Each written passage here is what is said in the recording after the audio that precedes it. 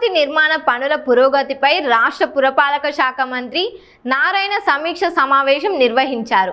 ఈ సమావేశంలో ఏజీఐసీఎల్ ఎండీ శ్రీనివాస్, ఇంజనీర్లు, కాంట్రాక్ట్ సంస్థల ప్రతినిధులు పాల్గొన్నారు.